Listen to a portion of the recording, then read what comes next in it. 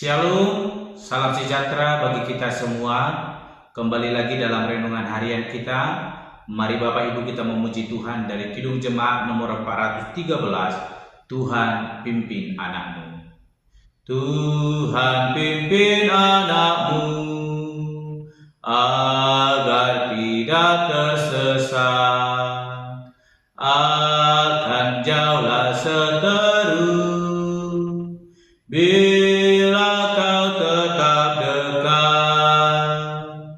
Tuhan pimpin arus hidup menderas,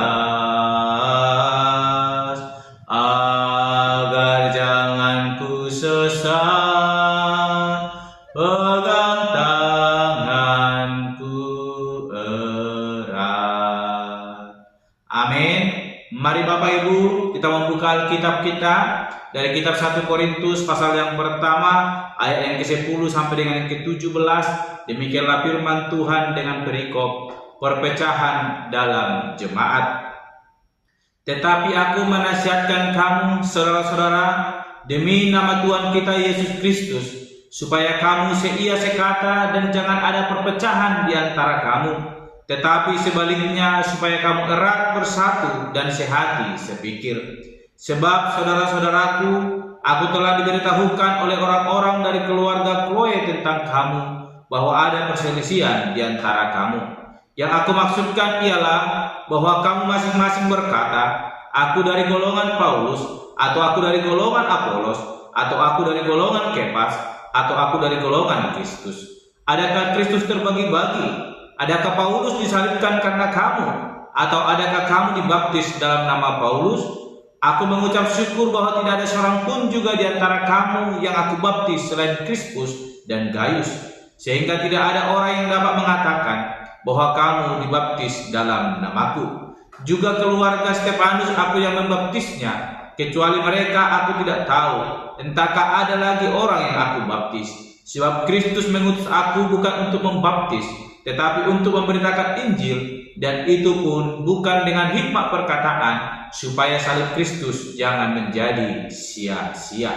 Amin. Bapak Ibu saudara yang terkasih dalam nama Tuhan Yesus Kristus, kita kembali merenungkan firman Tuhan, dan hari ini saya berikan tema bagi kita semua, yaitu meneladani gaya hidup Kristus. Sekali lagi, meneladani gaya hidup Kristus. Bapak Ibu saudara-saudara yang dikasihi dalam nama Tuhan Yesus Kristus, ayat firman Tuhan yang boleh kita baca dan kita renungkan hari ini berbicara tentang nasihat daripada Paulus, di mana Paulus menasihati jemaat yang ada di Korintus supaya mereka hidup di dalam kasih kekeluargaan.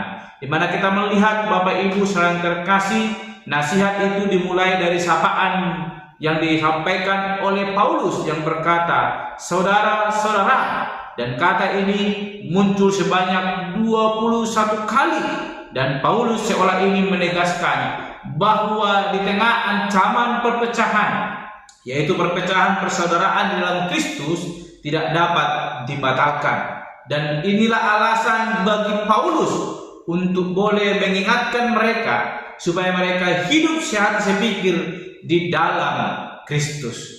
Dan bagaimana cara mereka supaya hidup di dalam kasih Kristus dan tidak menimbulkan perpecahan dalam jemaat Korintus.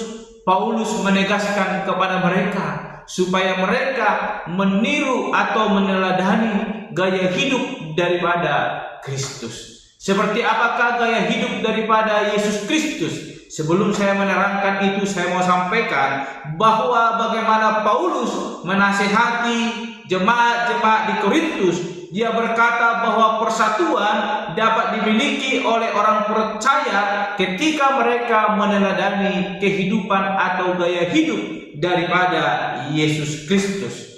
Di mana Paulus menasihati jemaat Korintus dengan sangat objektif. Ini terlihat dengan menggunakan kata atau kalimat yaitu demi Kristus, dan ini membuktikan bahwa Paulus tidak memihak pada satu kelompok yang mengajarkan tentang Paulus ataupun yang lainnya, tetapi ia menonjolkan Yesus Kristus dalam setiap pembelaan yang disampaikan oleh Paulus.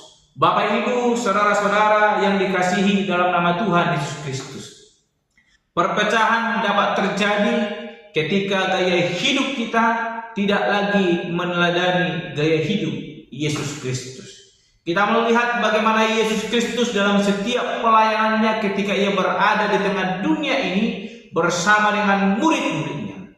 Ada 12 murid Yesus dan mereka memiliki karakter bahkan latar belakang kehidupan yang berbeda. Namun di dalam Yesus Kristus mereka dipersatukan. Yesus tidak membeda-bedakan mereka.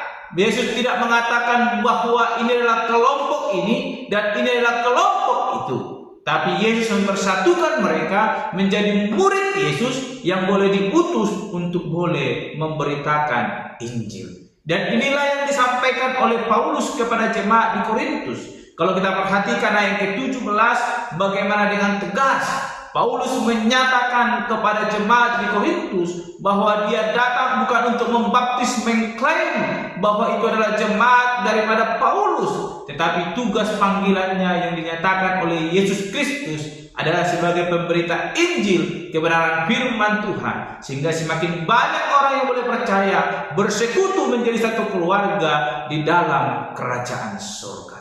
Oleh karena itu, Bapak Ibu, saudara-saudara yang dikasihi di dalam nama Tuhan Yesus Kristus, hari ini firman Tuhan mau mengajarkan kepada kita melalui nasihat yang diberikan oleh Paulus kepada jemaat Korintus, supaya jemaat itu tidak terjadi perpecahan, mengajarkan kepada kita juga supaya kita juga boleh bersatu dalam kasih Kristus dengan meneladani Yesus Kristus sebagai gaya hidup kita, sehingga kita boleh hidup dalam kasih-Nya dan tidak terjadi perpecahan di antara kita.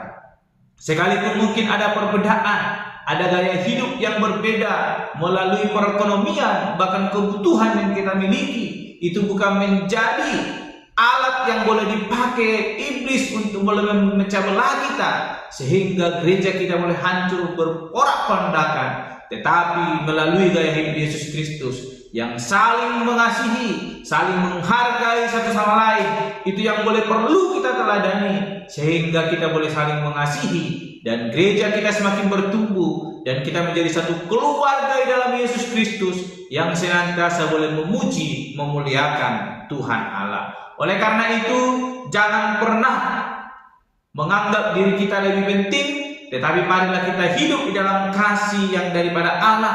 Maka apapun usaha si iblis boleh membuat perpecahan di tengah gereja kita, maka semua itu akan berujung menjadi suatu sukacita yang boleh mempersatukan kita di dalam kasih Kristus.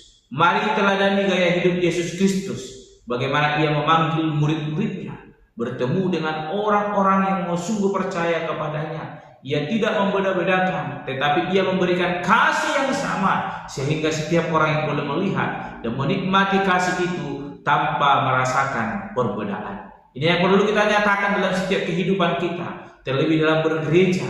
Kita boleh saling mengasihi, saling mendukung satu sama lain, sehingga gereja kita semakin kuat dalam persekutuan, dalam memuji, memuliakan Tuhan Allah. Biarlah kiranya kasih-Nya, bahkan anugerah-Nya boleh menolong memampukan kita, sehingga tidak terjadi perpecahan di gereja kita. Tapi yang ada, gereja kita semakin bersatu, semakin kuat, menjadi gereja yang dipakai Tuhan, untuk boleh menjadi alatnya, untuk boleh memberitakan Injil. Sebagaimana yang dikatakan oleh Paulus, ia dipanggil dan diutus bukan untuk membaptis, tetapi untuk memberitakan Injil. Demikian dengan gereja kita. Lewat persatuan dalam Kristus, gereja kita dipakai menjadi alat memberitakan Injil kebenaran, sehingga semakin banyak jiwa boleh dimenangkan untuk hormat kemuliaan bagi nama Tuhan. Amin. Mari kita berdoa. Bapa Surgawi, kami kembali bersyukur untuk kasih karunia Tuhan yang boleh kami renungkan hari ini, di mana firman-Mu mengajarkan kami untuk meneladani gaya hidup Yesus Kristus, supaya kami boleh hidup saling mengasihi, sehingga tidak terjadi perpecahan di tengah-tengah persekutuan kami, terlebih dalam gereja kami. Dan biarlah kiranya lewat gaya hidupmu yang sungguh mengasihi setiap orang yang datang kepada Engkau, demikian itu ada dalam hidup kami, sehingga kami hidup dalam kasih Allah dan menikmati kasih karunia-Mu. Terpuji termulia Engkau Bapa, di dalam nama Tuhan Yesus Kristus kami berdoa dan menutup renungan pada hari ini. Haleluya. Amin. Shalom Bapak Ibu, Tuhan Yesus memberkati.